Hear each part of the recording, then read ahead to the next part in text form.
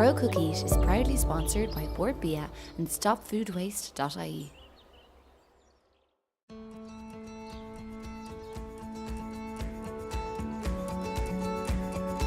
Welcome to Grow Cook Eat. Each week we're growing one-star vegetable and we'll show you how easy it is to get from pot to plate. No matter how much time, space or experience you have, it's amazing what you can grow with just a little effort. You learn all the tips and tricks to growing glorious greens in the garden. So what are we waiting for? Let's get growing.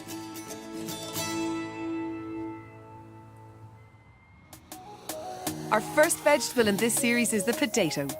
We're going to be taking it from planting on a chilly day in March right through to harvest. Along the way, we'll be discovering some of Ireland's most interesting growing stories. From what happens to the waste in your brown bin to a secret inner city community garden. And to end the show, renowned chef Jessica Murphy will be on hand to cook up some cracking potato dishes in our Grow Cook Eat kitchen. Karen, this is what it's all about with the spuds. We call this in GIY the kind of Christmas morning experience of digging up your spuds and just that magic. I know, just check these beauties out. I can honestly tell you that it was harvesting my very first spuds with Dylan and Saoirse, my kids at home, that totally got me hooked into the growing buzz. Because they are so easy to do, even though they have not such a positive reputation really as a spud, as a vegetable. Which is mad. You know, one of my kind of big bugbears, of which, as you know, I have many, but one of my absolute biggest one is our obsession with sweet potatoes at the moment. I mean, what is that about? We've got an amazing homegrown Irish product which we're synonymous with, which is super healthy, really, really nutritious, really easy to grow. You get to taste all these amazing different varieties and flavours and shapes. There's literally hundreds of varieties of spuds you can grow, and that's the beauty of it. Cool, so check out how we got here. It's a freezing March morning and we've got some seed potatoes ready to go. They're an Irish variety called Orla that do really well in our climate. Okay, Mick, what exactly have we got here? Because this looks more like a walnut than it does a potato, to be fair. They're very strange looking, aren't they? But these are perfectly chitted spuds. They're perfectly what? Chitted. Chitted. You have to be very careful how you say that.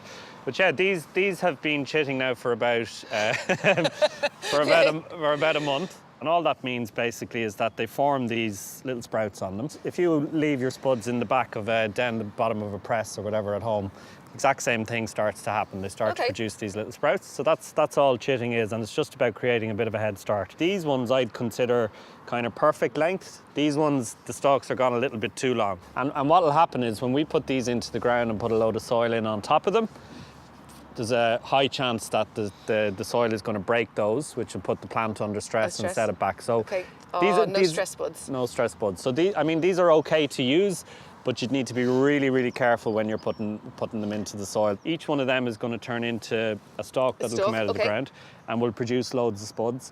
Or what you can also do is break off all of the chitted sprouts that you've produced and just leave one on it.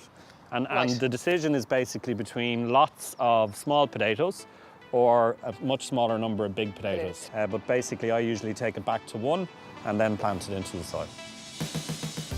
We've just finished filling and patting down our raised beds in the Grow Cook Eat garden with a compost topsoil mix. Soil fertility is so important, but there's lots to get through, so we're going to be talking about that later in the series. So let's get these potatoes in the ground.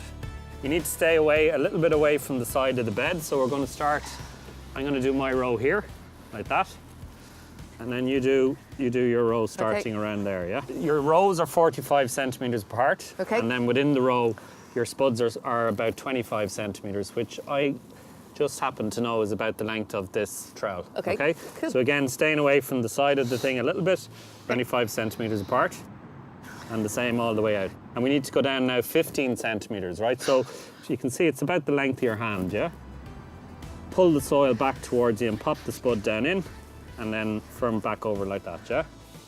Bye-bye, Spuddy. You want to try and cover this over though, completely because it's frost sensitive, so a frost will kill that off. All right, come on, let's go. Come on, finish these out. I'll race you.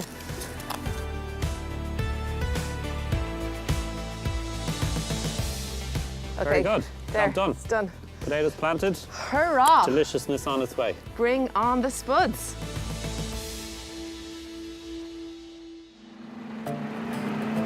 Recycling is part of modern life, and now most of us have brown bins. But how much do we know about what happens to our peelings and leftovers?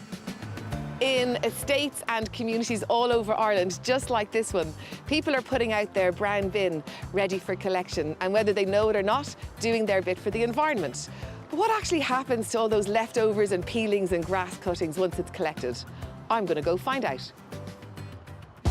To get things started, I joined an early morning collection for a crash course with the local waste disposal company.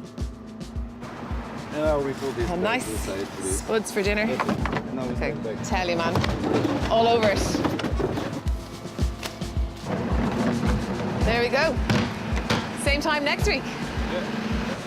Now that we've collected all that food waste, it's time to head back to the depot and start the next step of the process. David, what happens when all the food waste is collected from all our brown bins up and down the country?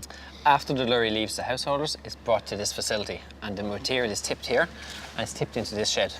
We basically then mix up the material with other ingredients such as wood chip, old compost material and the domestic food waste from domestic customers and also commercial customers. Okay, so done on a pretty large scale, This I is have to say. composting on a large scale. We Yeah. handle 40,000 tonnes of brown bin How a many? year. 40,000 tonnes of brown bin a year. Okay, that Every is a year. lot of peelings. That's a lot of peelings and a lot of organic matter, all coming through this facility.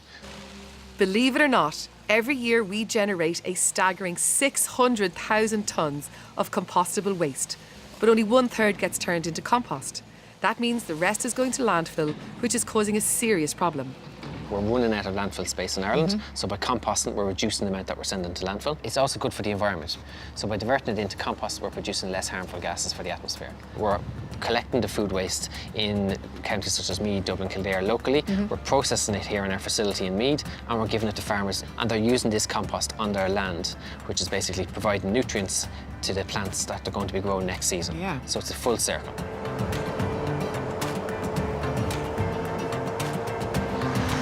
So we're at the field where clearly it's all been spread out. This is the end of the story for the compost. Yeah. If you want to know what you can and can't put in your brown bin, check with your local waste collector. And of course, if you don't have access to a brown bin, there are other options. Master composting sites like this one in Meath are another way of making sure your kitchen and garden waste don't go to waste. What exactly is a master composting site?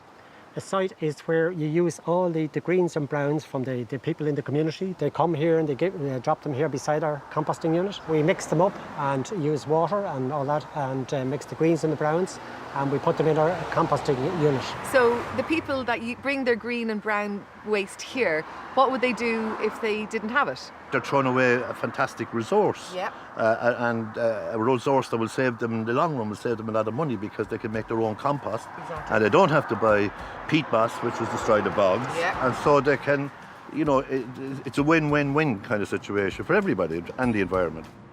Whether it's using your brown bin or a fantastic community initiative like this master composting site, it's really easy for everybody to get involved. If we all do our bit, it's a total win-win situation, and we're going to turn the food waste into that glorious brown gold.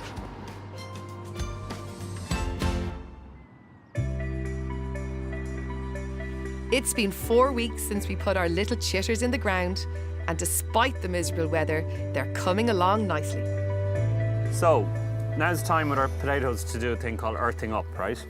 Which Yes, is one tell of me more. One of those little weird horticultural terms that we bandy around a lot, which means you just basically cover the plants over with soil. Can you show me? Yeah. Okay. And you're literally pulling soil up over the plants. Completely covering them Yeah. over? Yeah, well, Oh, I mean, the okay. bigger ones you're not going to be able to do that so much, but the small ones, This one? you can, yeah. Okay. So just pulling the soil in from the side, and then what that does is it forces the plant to to grow a bit more, to come out of the soil, so you get a longer stem and you get more spuds. More spuds. Yeah. Good. Love the spuds. So they will grow, you might need to do this a couple of times as they're growing, and you'll know you won't be able to do it anymore when the plant is kind of grown so big, and you know that's about as much as you can do, yeah? And come here, would you always earth up from the soil that's in the bed, or would we ever need to bring in compost or no, whatever to fill that with? absolutely not. You can Okay. always use that, and you create a nice kind of a ridge Another there as well, fur. which is no harm at all. Okay, so I would really like, though, for us to do some potatoes in Yeah, containers. container growing.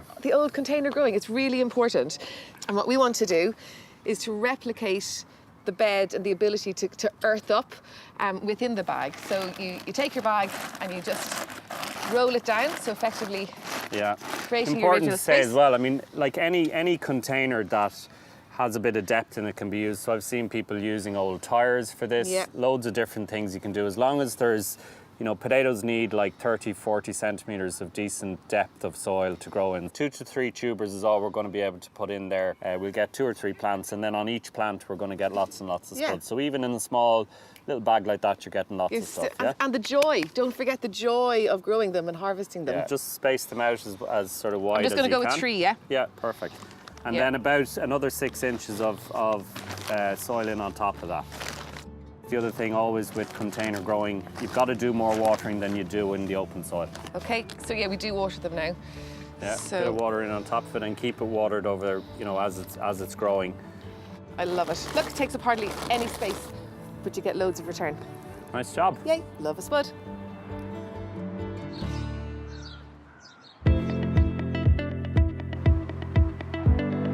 Just 6 weeks later, and there's great progress.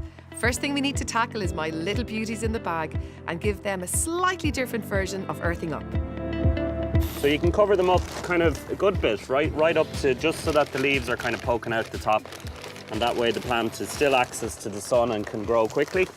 You don't want to set it back too much.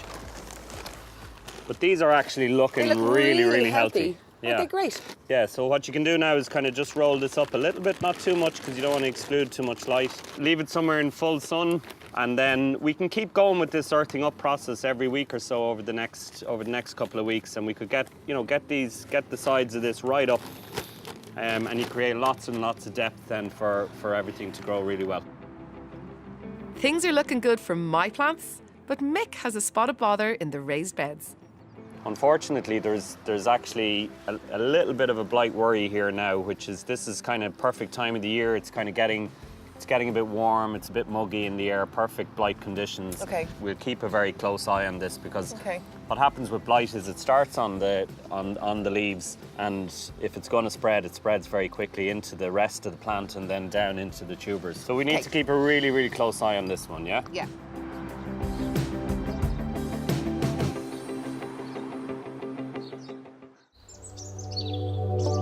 Grow Cook Eat is proudly sponsored by StopFoodWaste.ie and Bord Bia.